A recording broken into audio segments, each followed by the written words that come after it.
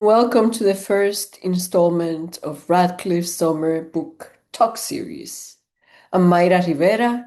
I'm the Andrew W. Mellon Professor of Religion and Latinx Studies and the Faculty Director for Radcliffe's Humanities Program. Today's event features Lauren Groff discussing the book Brawler, published in 2026.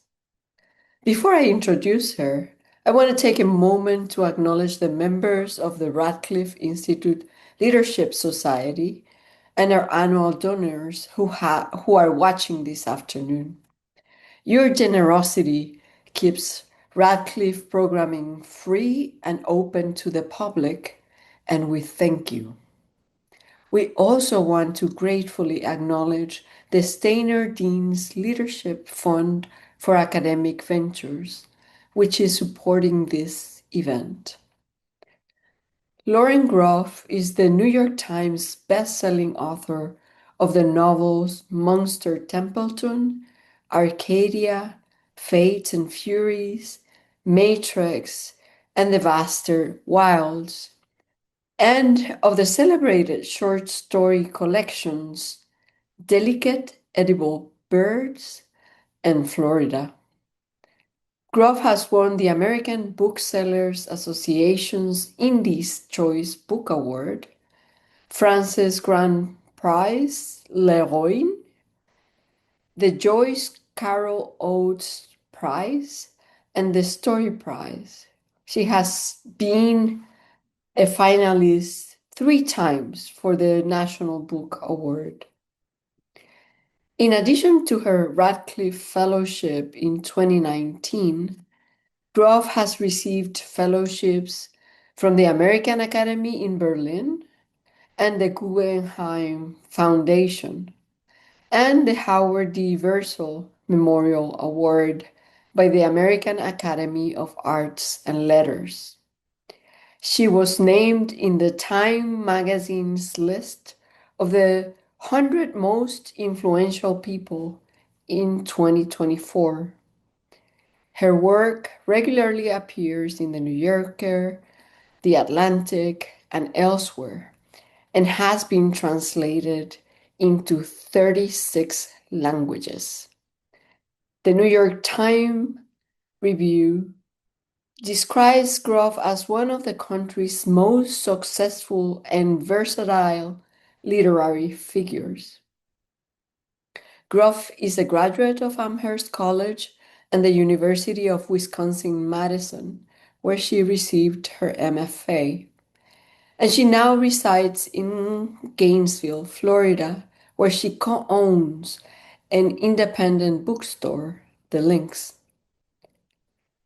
Brawler is an extraordinary collection of short stories that explore the struggles between love and fear, compassion and violence, reason and instinct, altruism, and what it takes to survive. It is required reading, as the Los Angeles Times describes it. The stories in Brawler range from the 1950s to the present day, moving across age, class, and religion, from New England to Florida to California. These stories reflect and expand upon a shared theme: the ceaseless battle between humans, dark and light angels. In every human, there is both an animal and a god wrestling unto death, one of the characters tells us. Following Lauren Groff's reading, she will be joined in the discussion by Gish Jen, a Radcliffe Fellow in 2002. She is a renowned author, most recently of Bad Bad Girl and Thank You, Mr. Nixon, which she discussed as part of this series in 2022. You can find it in the Radcliffe website. A few words about audience participation. We encourage those watching on Zoom to use the Q&A feature to submit your questions at any time during this program. Since we anticipate a lot of questions, we ask that you keep them brief. This will enable speakers to address as many questions as possible in the time we have. Please keep an eye on the chat feature of the webinar, where we will post links about future Radcliffe Summer Book Talks, along with registration. It is now my pleasure to give the virtual floor to Lauren Groff. Lauren, the floor is yours. Hi, everyone. I am so delighted to be in conversation with Gish Jen. I've loved Gish's work for so many years. We have decided together to do the reading halfway through. But before Gish comes on the screen, I would like to say if you have the bookshop.org or your local independent bookstores app open, you must buy Bad Bad Girl. This is Gish's most recent novel. It's so phenomenal. You would absolutely love it. So, Gish, why don't you come on? I'm so happy that you agreed to be in conversation with me. Thank you. This is huge. Oh, it's my pleasure. And Lauren, I am your biggest fan. Thank you for plugging my book. I think it's funny how even in that short moment, you can really feel the spirit of generosity that infuses the Radcliffe Institute. And, you can see right there what it means to be a Radcliffe Fellow. We do get to be in conversation with people in our own year and also in other years. And it is just the greatest joy ever. And leads me very naturally to our, we're going to talk a little bit about inspiration and process a little bit before we get to Brawler. It's a fantastic new book by Lauren. And so Lauren, I thought that you might talk a little bit about your Radcliffe year and kind of, whether it inspired you and in what ways, kind of in the short term and in the long term. Absolutely. I adored my Radcliffe. It ended up not being a full year. I did 6 months, I believe, which was unusual. And I came in from Florida to a Cambridge winter, which was kind of miserable to me. But I also got to see sort of the operatic blooming of New England in the spring, which is unparalleled, right? Everything sort of bursts into life into like arias at a certain point. So that was really glorious. And I did so many runs up and down the Charles. And I left my children at home too. So it was absolutely glorious to have that quiet and peace in my apartment in Brattle Street. But the most important thing, of course, was just sitting at lunches or going to the lectures of my fellow, my cohort, and hearing what they're passionate about and the way that they can explain what they're passionate about in terms of just like an intellectual dilettante, the way that we novelists are intellectual dilettantes in some ways. We get very deeply into certain things and then we go on to the next thing. So I was working on the Bastard Wilds when I got there, and I went to this talk by my friend Dr. Katie Bookish, who's this medievalist, and she was talking about medieval nuns in such a way that the pure love she felt just sort of rolled across us, everyone in the audience, in just like this golden furs. It was incredible. And I sat there and I remembered Marie de France from my undergraduate days, and I had the idea for Matrix and the idea for actually a triptych. So Radcliffe radically changed my life because it gave me that book and sort of the triptych of books that I've been working on since 2019. Yeah. That's pretty exciting. That's pretty exciting. Now, I have a question for you. Of course, you're famously prolific, and at least in the articles they say that you will work on more than one book at a time. I wonder, did that start at Radcliffe, or were you doing it before? And also, did you start Matrix while you were at Radcliffe, or so you started right away? So even though you were working on this very, very, very, very different book set in Jamestown, kind of, and then all of a sudden you switched. Your other book is in a completely different milieu. So you started doing them both while sitting there in your Radcliffe office. Yeah, so I tend to do multiple Amazing. at a time. Well, sort of. I mean, I think the thing for me is if I have OCD, if I obsess too much about one thing, that thing will never get done. But if I can sort of partition out my obsessions into 3 or 4 different projects, then I feel as though I'm not putting all the weight into that one thing, right? I'm not sort of forcing that one thing to sort of speak for me over the course of time that it takes to write. And to be perfectly honest, in this triptych, I actually wrote all 3 of the books all at once, and sort of threw them into my agent and editor's laps and ran away crying, like curled into fetal position under the house. It was like amazing. But the truth was, Matrix was the most complete, and it was the first in sort of the temporal line that I was drawing.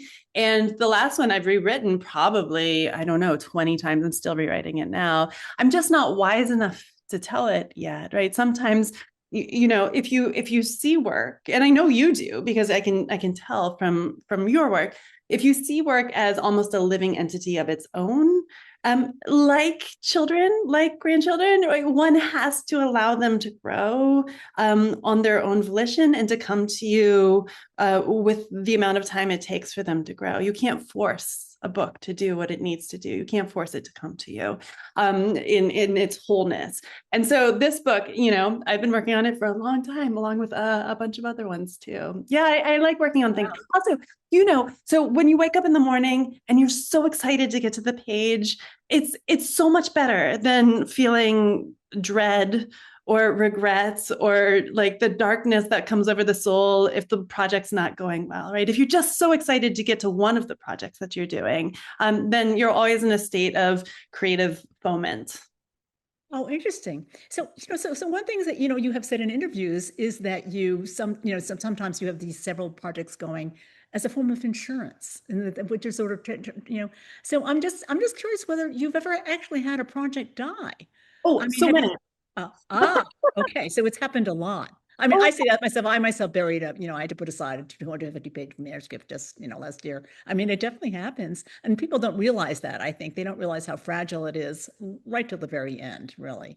So just what you're saying, you can kind of know, but it needs its own time. And then sometimes that time may or may not ever really arrive. I mean, that happens. But the thing is, and I truly believe books don't actually die, right? So I think that, maybe it's not the right time to tell it. Maybe you haven't found the right form in which to tell this story that really wants urgently to get out. Maybe you're just not wise enough yet as a writer to be able to do it. But that doesn't mean the book is dead. It means that this incarnation of it is not the right one, right? Which means that it's still living, right? It's still alive inside you. Just because the form it took wasn't correct, it doesn't mean that it's dead. So honestly, and I learned this actually in grad school. So I went to Wisconsin in order to work with Lori Moore, who is, like great genius Lori Moore. And up to that point, I was writing sort of ersatz Lori Moore stories, which is so embarrassing to give to her, right? Like it'd be horrifically awful to give Lori Moore a bad version of her own stories. And so I had written a couple of novels before I went into my MFA, none of them successful in the form that they took. And when I was having an existential crisis, being like, I can't give Lori any of these stories that I've been working on, what am I going to do? One of the projects came back to me full force in a completely radically different form. And that ended up being my first published story, actually, in the Atlantic and then in the Best American Short Stories. And it got me my agent. So I do think the stories will come back to you powerfully, as long as you don't give up hope in them, right? They'll always return. That's so true. Can I ask you how many projects you have on your desk right now? Yeah, so I'm looking at, so can I show you all? So every notebook is a different project. And so I have, let me see, 4 right now. You are like the ultimate multitasker. The ultimate. Do you ever feel conflicted? Like you kind of want to work on 2 of them, and and how do you decide which one to work on? Yeah, it's, everyone's process is different. And honestly, I think most of my work happens in my subconscious, even though I'm sitting there working, writing longhand all day long, basically. The work is happening in my sleep. It's happening when I go for runs. It's happening, when I'm trying to play tennis poorly. It's happening when I'm diving into the pond right out back, right? It's happening all the time. It's just when I'm sitting down at the page, I'm engaging with it at the front of the mind. The subconscious is doing most of the work, to be honest. So yeah, I'm constantly excited about ideas. The other thing that I learned in grad school is if an idea lives in you between having it and the next day, it is a viable idea. And if it just sort of fritters away in the night, then it maybe wasn't meant to be for the work at hand. So in the morning, I'll wake up and I'll just go to whatever one is sort of like urgent and speaking to me. I'll ask myself at night, right before sleeping, brain, I love you, please work on the thing that needs to be worked on. And in the morning, I wake up with this something that needs to be worked on. I think that, if there are any writers online, I'm sure, we're all looking for those tidbits. And, I myself, I'm going to, tonight I'm going to say brain. I love you. Brain, I love you. Because it comes out of love. And if your brain is your enemy, then it will never give you anything. So interesting. It was so interesting the way that you use the test of time to figure out what really matters to you. Sometimes, when people ask me like how to handle research, and I'll sort of say, basically don't look at your notes, because if it's a good detail, you will remember it. And that way, you don't get, your book doesn't come completely bogged down the research. The great American writer, Catherine Davis, right? And she wrote that book, Versailles, which is incredible. And she spent many years researching Versailles. And eventually one day she just decided, I can't actually look at my notes. I have to just write the things that I remember. And that's why that book is alive, right? That's why that book sort of palpates with life. It's absolutely amazing. It's because it's those living details that are integrated into your soul that come out on the page. That's exactly the way that I do it too, Gish. Yeah. And absolutely. And the living quality of your writing is really palpable. I wonder at this point if we could actually hear a little bit from Brawler. Sure. Okay. So this is the beginning of the last story in the book called Annunciation. I disagree with the people who called the whole book a series of bummers because each story is very different. There's some darkness in all of them, but that's all right. There's darkness in life. Annunciation has maybe a little more light in it than the other ones. So here's the very beginning of Annunciation. Some nights in my dreams, I find myself running through those hills above Palo Alto again. It is always just before dawn, and as I run, I smell the sun-crisped fields, the sage, the eucalyptus. The mist falls in starch sheets over the distant hills, the ones that press against the bay, and I can hear nothing but my own footsteps, my own breath, once in a while, a peloton of cyclists whirring out of the morning fog that swallows them up again. I descend, going ever faster through the quiet, wealthy neighborhoods, across the empty black river of asphalt that is El Camino Real. Then, when the road flattens out into mountain view, I am flying. And I see, at last, the great, strong-armed oak that spreads its grace above the whole block. Every time, though, I awaken before I can lift my eyes to the converted pool house, covered in moss and bougainvillea and ferns, which I have not seen in 20 years, and which I won't see again in this life. My parents didn't come to my college graduation. Instead, they sent a dozen carnations dyed blue and a gift certificate to a clothing store for middle-aged women. I would give my left foot to be there, my mother had said, near tears on the phone, but her voice was drowned out by my sisters screaming at one another, the dog barking, and when she put the phone down to stop the ruckus, she got distracted and never came back. It is true that one of my sisters had a dance performance that same weekend, another had a soccer match, and another had final exams, and even if these things had been deemed of less importance than the eldest child's college graduation, my two brothers, who were still in high school, could not be trusted to resist having a party in a house vacant of parents. This was why, after walking across the stage and tossing the mortarboard and hugging my friends, I came back alone to my dorm room, dodging my roommates' families who were loading all of their stuff into cars. I closed the door and looked for a long while at my own neatly packed boxes, the strip mattress. I took my toiletries, Moby Dick from the box of books, a sleeping bag, a pillow, a hiking backpack full of clothes, and slipped out, leaving everything else behind. I didn't say goodbye. I told no one where I was going. I didn't know until I was outside in the softly setting New England sun that I was turning toward the west. I'd been given my grandfather's enormous Buick when he died, and there was still a packet of his pipe tobacco, a tube of his mustache cream, and a little Bowie knife in the glove box. These three things summoned the ghost of him into the car as I drove, and it seemed to me that he was protecting me when I stopped to rest for a few neon-lit hours in a trucker's lot outside a highway strip joint, or when I cruised some small-town grocery store for the cheapest and most abundant calories. I'd only a pocketful of change and a half tank of gas when I rolled around the curve and saw San Francisco in its dark glitter before me. I'd visited libraries along the way to check an internet bulletin board where I'd advertised the Buick for sale, and it happened that I arrived an hour or so before I had agreed to meet the car's buyer in a hospital parking lot. I pocketed the Bowie knife and felt a pang that I was trading my grandfather's ghost for a paltry $1,000 in cash, but told myself that surely the dead desired the living to eat. For a month, I had the upper bunk in a Chinatown youth hostel, a life swept clean of family and friends and emptiness that I could fill in whatever way I wished. I wished to go hungry until dinner to save money, to walk the hills of San Francisco asking at every bookshop and bar for a job.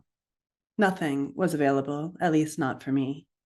When I squint back through time, I can see her again, this restless, ill-clothed, stringy-haired, half-starved girl who could not, for shyness, look a bookshop manager in the eye. At night, I lay in my top bunk listening to the two shiny Brazilians assigned to the bottom bunks as they pull their mattresses to the center of the floor and a gentle, wet, endless sex. Once I had to go to the bathroom, and when I tried to climb down soundlessly, a hand grasped me around the ankle, and a voice from below invited me to join them.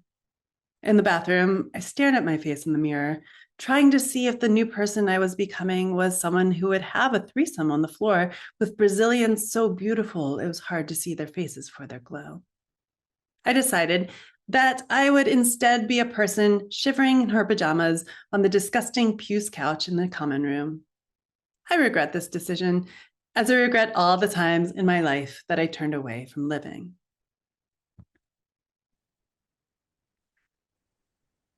That was just wonderful. That was just wonderful. But now, because this is it's because it's in the first person and because it's so persuasive in its reality, I do have to ask you whether this is autobiographical. Yeah. I mean, I don't want to get personal. I'll ask you whether you really did, turn away from the opportunity to have a threesome with the wet Brazilians. That part is autobiographical, actually. Okay. I mean, I didn't mean, you didn't have to answer that, but. No, I was scared. But this one, I think not all the stories have that feeling, but the first and last particularly do have a feeling that there is an autobiographical element. And I wondered if you wanted to talk about that or. Yeah, no, I think everything is autobiographical, right? If you try to find the truth inside of it, every piece of fiction is sort of a replication in a modified version of who you are at the moment. If you're listening really closely to what it is that you're trying to do, these are more closely aligned with, the facts of my life, some of the facts of my life. And a lot of enunciation is very autobiographical. I lived in a converted pool house. It wasn't in Menlo Park, it was in Atherton. And my landlady really did have an Akita who was 3 times the size of me. And my husband was living with me at that point, and it's scratched my husband so deeply he had to go to the ER. And we had a tree full of bees. And so all of these things were true. And one of the jobs that I had after graduation, I was living in Philadelphia, and I was a temp assigned to digitize records from the Department of Human Services. And that was a really terrible and really moving and kind of awful job. It was one of the, the worst ones that I've had, and I was a bartender. So yeah, it was a lot of those elements are very, very autobiographical. My mom really did save me from California at one point. I mean, a lot of things happened. And the first one is autobiographical in the way that it is, part of it is a family story for sure. It's called The Wind. And that story, it took me 30 years to write, actually. The first draft I tried to write when I was a teenager. And, my poor agent has had to see probably 50 drafts, the complete rewrites of that story through the years. And finally, in my 40s, I was able to write that story and give it, the justice that I felt like it needed to have. So sometimes it just takes a really long time to have the wisdom to write the stories we want to write. Yeah. Yeah. It's interesting that I wanted to ask you about The Wind, but before that, you go back to Annunciation. I think that, there's so much in it that does seem like, it might be about your life. But I think the thing that is the most surprising, and that was in your reading, is that you were too shy to ask a bookstore manager for a job. I mean, because looking at you today, we do not see the person who would not have the nerve to look a bookstore manager in the eye. Well, And I'm wondering if that particular part is true, because you've described yourself as a deep introvert. And I think for what it's worth, I think that a lot of writers are actually quite introverted, but we have learned to compensate, sometimes to our intense delight, only to discover what we actually like, being this other person, at least for a while, right? But I was wondering if you would want to comment on that at all. Yeah, I'm immensely introverted. I was so shy that my teachers at school didn't think that I was able to speak until about third grade, right? I think it was just, I have an older brother who is such a genius. Like, he was able to talk for both of us. Why did I need to? But yeah, the thing is, I like to think of it as putting on your Scooby suits, right? When you become author instead of just, little like larval writer who just wants to be alone, you put on sort of a shining exoskeleton that, when you're alone in your hotel room or after the Zoom session, you just sort of unzip the Scooby suit and it falls to your feet, and you don't have to be that extroverted person again. But it's a skill, right? And I get a lot of joy out of it, but it also takes a great deal of energy to do any sort of book event. You're like that too, though, right? I think you're an introvert. Yeah. Absolutely. We all are. Do you know Yeah. what I mean? If you can hole up in a cabin for 5 days, perfectly happy with your computer, you're an introvert, right? Oh my gosh. But also in your work, there's so many things that, like in a Zoom like this, that are not apparent. I mean, there's a lot of fear. Fear Mhm. comes up a lot, and rage comes up a lot. And, I wonder if you want to talk about, the way that you confront these things very directly, but you use them. Mm. You want to talk about that at all? I don't believe there's anything, no such thing as a bad emotion, right? I think we tend to think of rage as a negative emotion. We tend to think of fear and anxiety as negative emotions, but I think if you let them rule your life, perhaps they can be of the darker things. But if you know how to use them, right, and control them, and to have them give you power, I think that they are really powerful. There's no such thing as a bad emotion. So I think rage is one of the best things we can possibly inculcate in ourselves. Right? As long as it doesn't burn down, your metaphorical house, right? As long as you know how to sort of to contain it and to use it in your work, in your everyday life. I think we were talking earlier before this came on of Grace Paley. And I think her activism came from a sense of justice that was probably animated in part by rage, right? I mean, she, right? So I think, but she was able to use it, and she was able to sort of focus it so intensely on working against, the nuclear oligarchy, right? That was out in the world, right? She was able to use it as an activist.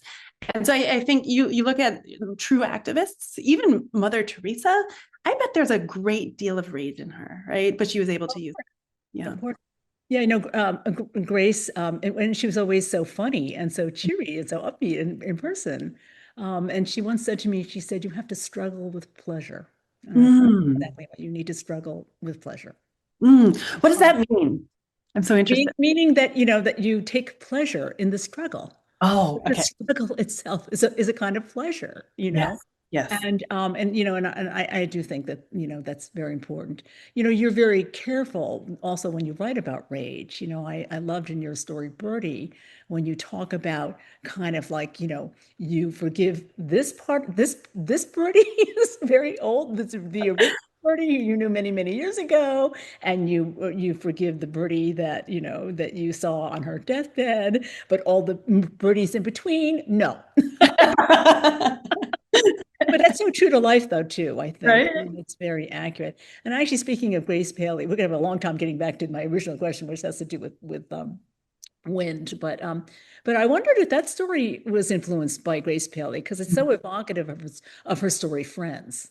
That was one of them. It was Friends was one of them that sort of created part of the DNA of that story. And then I was also thinking of Laurie Moore again, right? I mean, and maybe even I think there's an Amy Hempel story too that I was drawing on also, something about visiting friends when they were dying. Was it where Al Jolson is buried, the cemetery where Al Jolson is buried? That might be the story that I was thinking of. So yeah, this is so funny, because I just interviewed Ann Patchett, and as one of the questions that I'd love to ask, I asked, well, what is the DNA for this book, Whistler? That is her new book.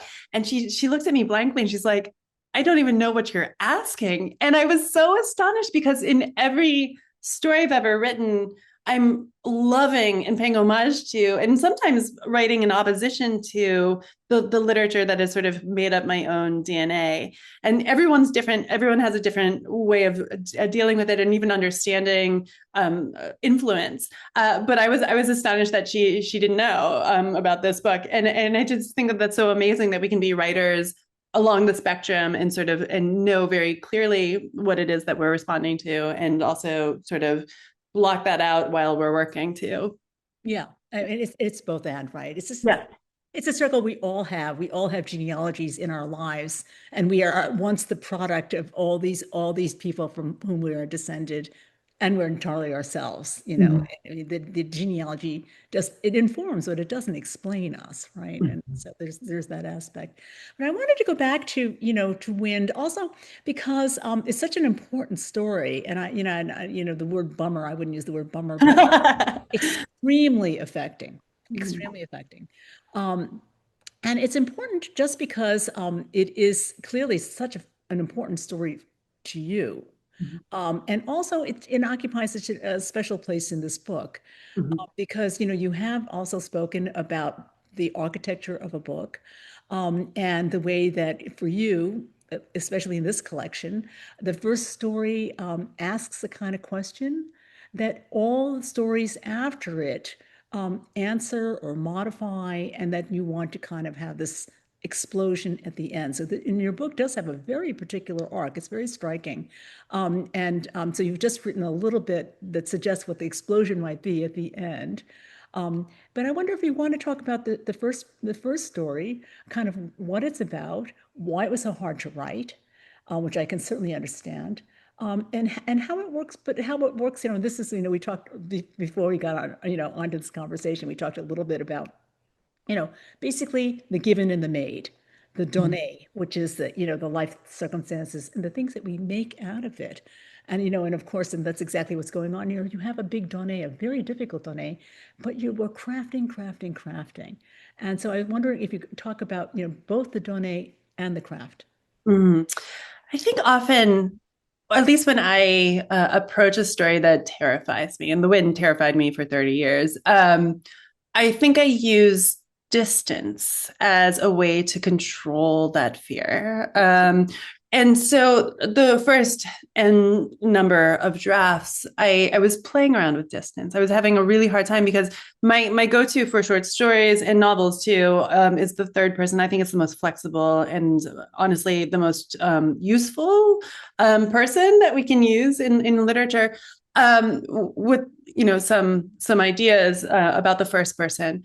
But and I didn't want to let myself use the first person because it wasn't a story about me. And eventually I realized that actually, no, not only is it a story that's very much about you, it's about every woman, right? It's about sort of what we carry in our bodies as we go through the days, as um we're feeling our ancestors and we're feeling what they've undergone, and you can't get away from that, right? This is just something that is part of the texture of being alive in a body with a uterus. So that aspect, it was hard in coming. I wanted to hold the story at arm's length, and sometimes when we seek to write a story, particularly a story from our lives, one of the things that we're seeking to do is try to control the unruly nature of that story, right? So that it's not licking its tendrils into places where it shouldn't be. And this story, has haunted me at times and at different places that it really had no business being. So I struggled, and I love the struggle, like Grace Paley, right? I believe in the struggle. The struggle is the writing. But hence, the product is only an artifact of the writing. The writing, the art happens at the moment with the page, and I love that. But I had to sort of give up and let go of my too rigid control of the story. And that's when the story sort of came to me in its final form. And now I don't feel like I have to tell that story again, right? Now I think it's out of me. Yeah. Yeah, and thematically it sets up for the whole book. And I want I have my own ideas about what question it poses, but maybe Sure. let's hear from you, kind of your mind. How does it set up for the other stories? They're all the other stories all deal sometimes in large ways and sometimes in small ways of in family violence, right? Violence within families among people who are supposed to love you, right? Or are supposed to be your foundation. The thing you can always come back to and be safe. But violence within the family sort of eradicates that foundation or puts cracks into that foundation. And so each story sort of tells a different story. Some of these are very small earthquakes in some of these families, and some of them are really massive and major, like the wind. But what I'm really interested in is as I was putting this book together, and it took a decade of writing to put Brawler together. I was really thinking about sort of the overall macrocosm of violence in North American cultures, particularly United States culture, and the way that it can be reflected often in the family unit, right? And sort of like speaking between those two levels, like the larger violence and the smaller intimate violence, and sort of seeing how class is sort of part of that too. Class is sort of questioned in The Wind, and that is increasingly questioned throughout too.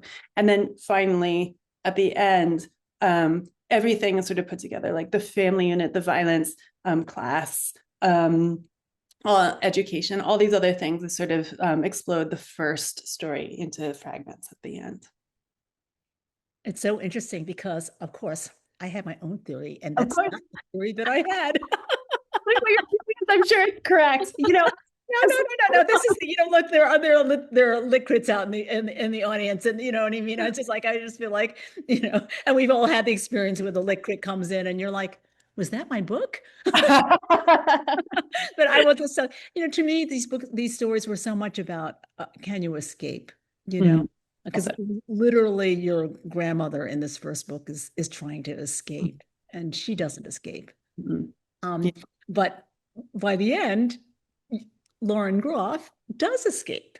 And in between, people are thwarted in all kinds of different, there are different kinds of things that they're trying to escape, and they escape to different degrees and in different ways. And so to me, it's just, and I guess that's another thing. Maybe it's about violence, or you could also see it as about self-making, all these forces that sort of are and that work against your self-making, and you're choosing the Brazilian, the Brazilian threesome, or whatever it might be, or, really the life of a writer, where, so to me, that was what it was about. That's correct. And you can go into the next interview and like, I don't know, I wrote this book and I thought it was about this, and then Gish Jen said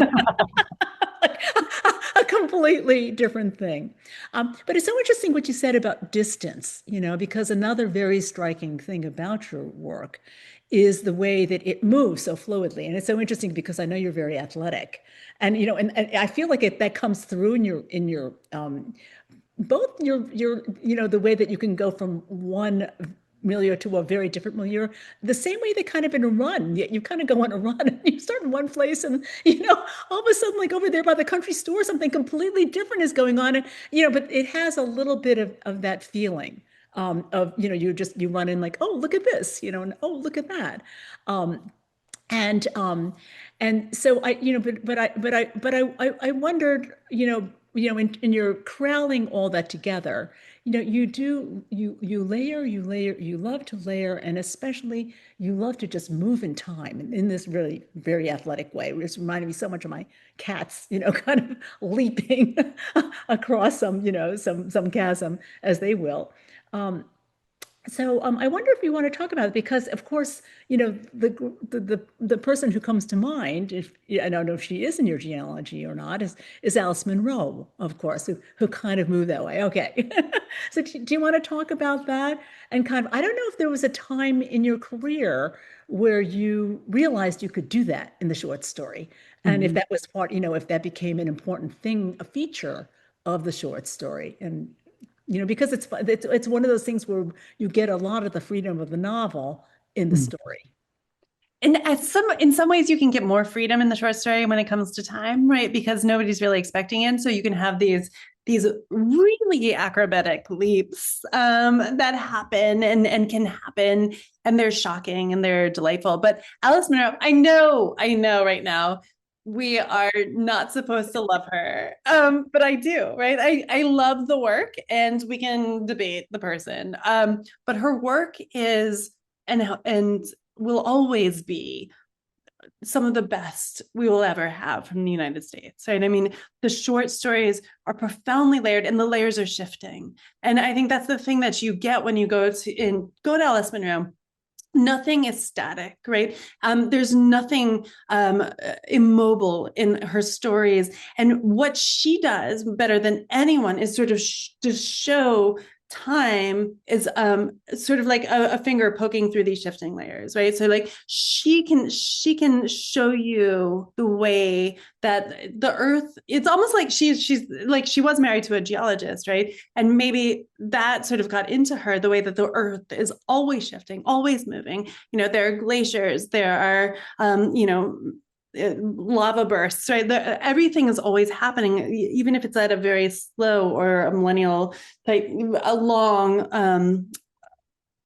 time frame that takes, but like you can see that in her work, and it's so profound. And encountering her for the first time was the moment that I saw what a lot of other writers do it, but she does it so well that it becomes apparent. I think the first book that I read of hers is actually in full was Hate Ship, Love Ship, Courtship, Marriage. And I'd read many, many stories of hers before because I'm, a short story addict, but I hadn't read the full collection. And I was so blown away. I can actually remember where I was and like the savor of the sun on my skin as I was reading that book, because it was such like a change in the way that I perceived the world, not just the world of fiction, but the world itself was through her work. I love her work. I love her work so much. I'm so sad about her life, but at some point we will come to terms. I don't know. Yeah,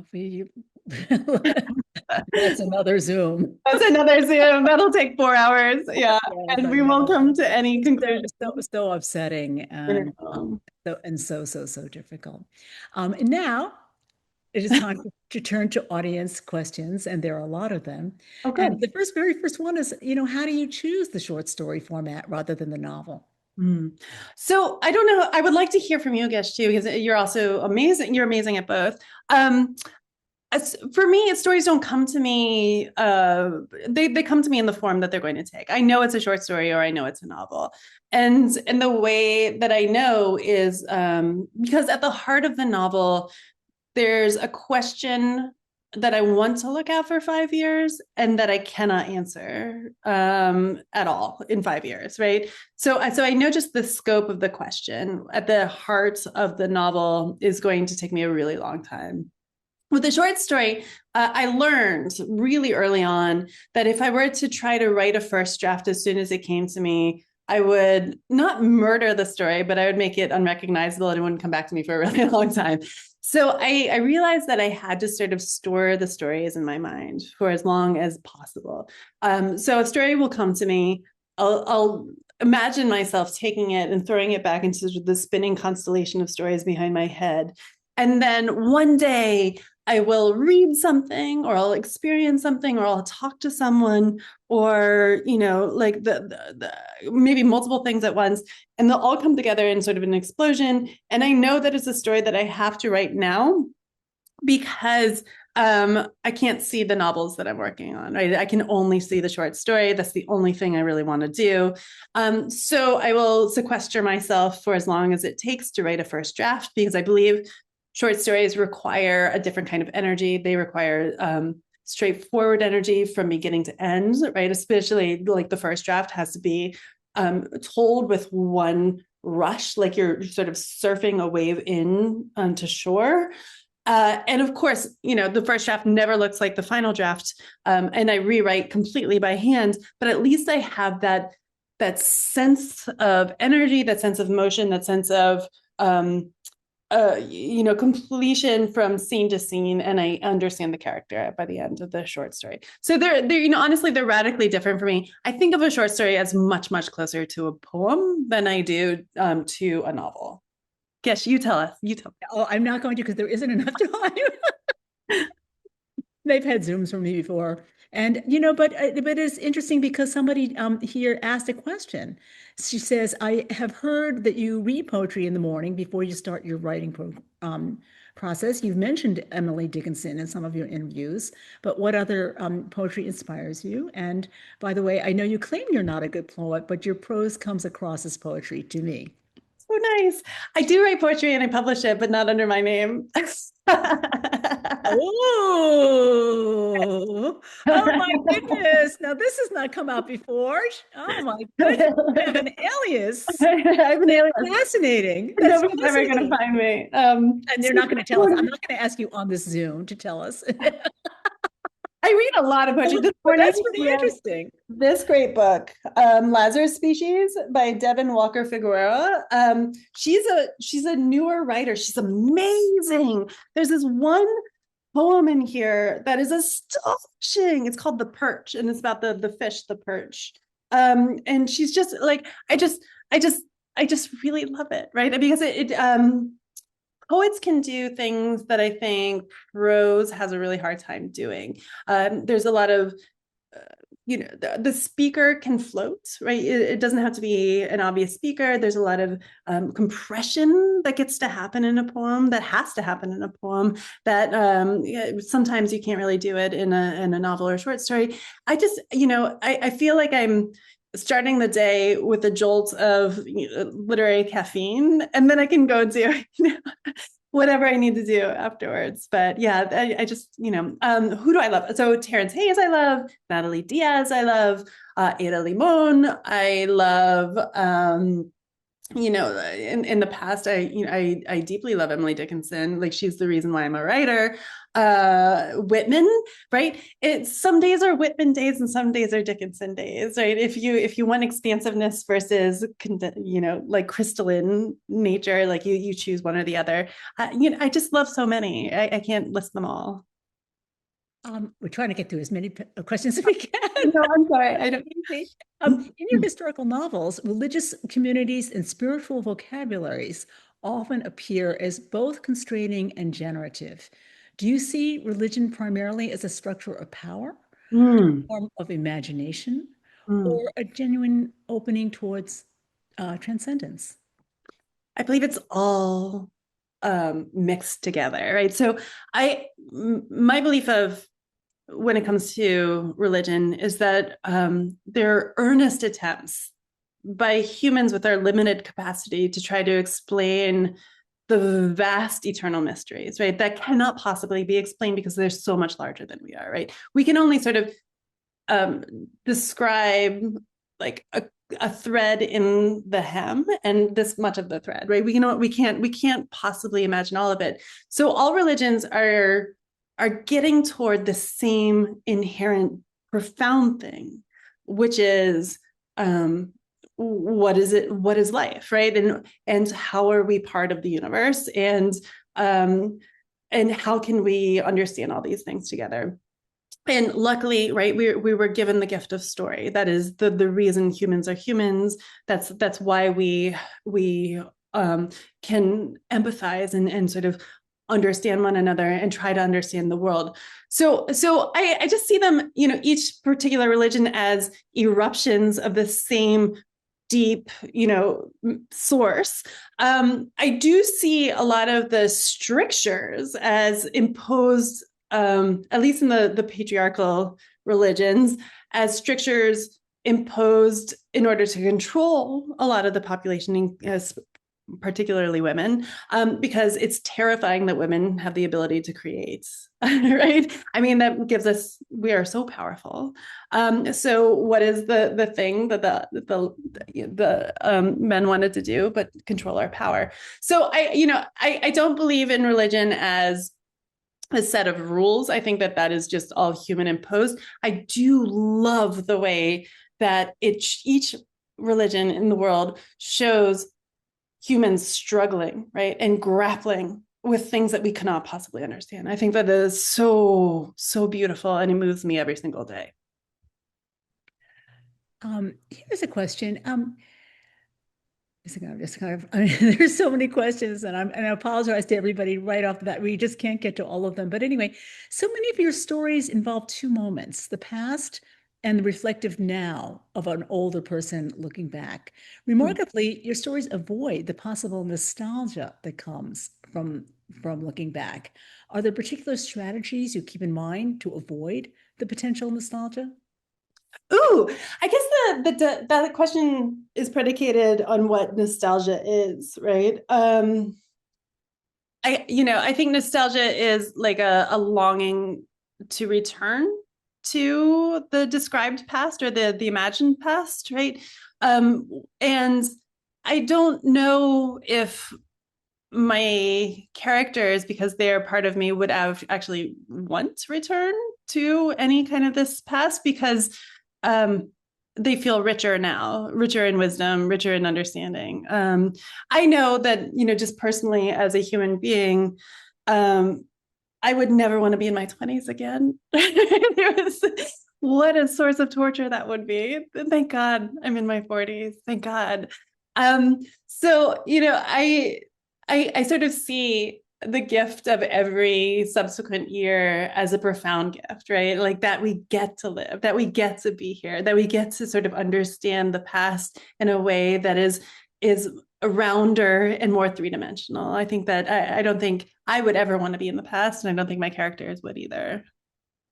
So it's interesting because this goes a little bit to, my theory about what your book is about, because they're all about escape and about self-making that comes with time. Yeah. So that, it seems to me that in these stories that yes, the present is much better than the past. The bad, there are a lot of terrible things back there, going back. This person says, I'm interested to know about the cover art for Brawler. Oh, yeah. It's so striking. Obviously, it corresponds with one of the stories, which we didn't talk about, but that's the swimming story, of course. But why was that one picked? And does that story have a special meaning to you in the collection? Besides having a fantastic title. Yeah. I love the cover art for this. So weirdly, I didn't want to name it Brawler. I actually wanted to name it by the name of a story that wasn't good enough to be in the collection, which made me sad and made everyone around me sort of look at me sideways. But that story it's not ready yet. It'll come back to me at some point. So my agent, when we were searching for another name, said, well, duh, this is a story by you in 2020 or a collection by you in 2026. It has to be called Brawler. And I just really like that because there's a part of, there's a very loud part of me that's very oppositional. And that does not like where we are and that wants to change it and is very impatient to change it and wants people to fight harder to change, right? I mean, this is why we opened the Lynx, because I was so tired of not doing anything and sort of letting things happen. So it was really my agent's suggestion.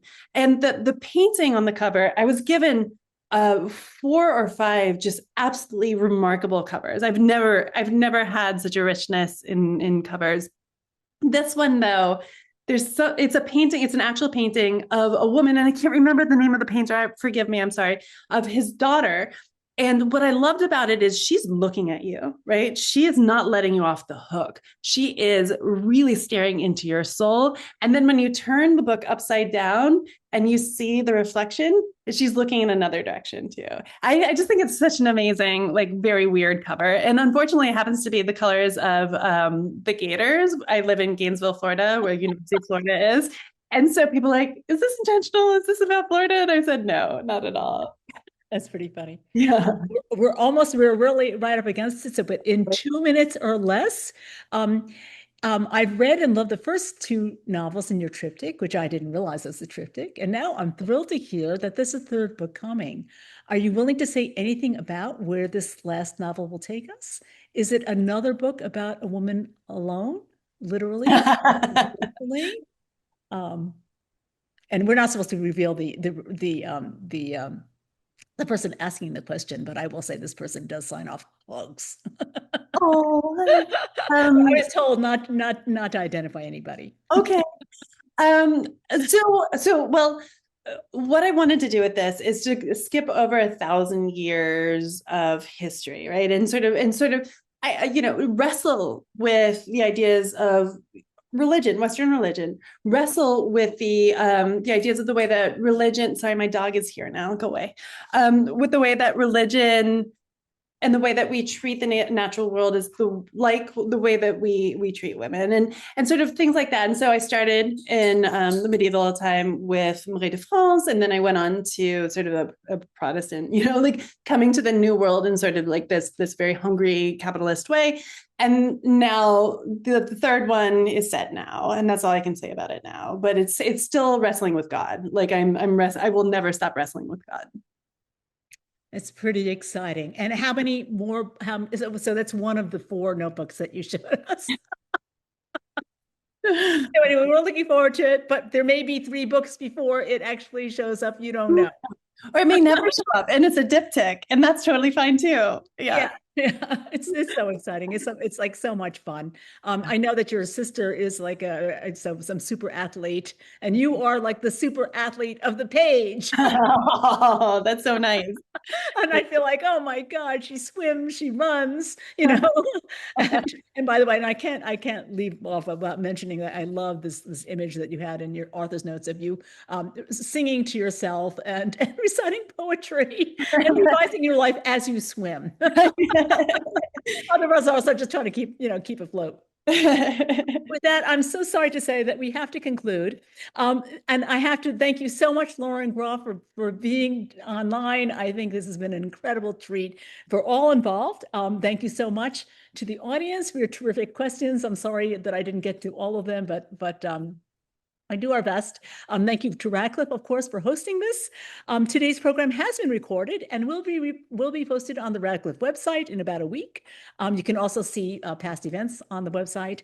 And there is another virtual book tour talk coming up on Tuesday, July 14th, with the author Janet Rich Edwards, who will discuss her new book, Canticle, which fascinatingly was also inspired by the same medievalist at Radcliffe that inspired Matrix. Her name is Dr. Katie Bookish, and if that isn't a Radcliffe story, I don't know what is.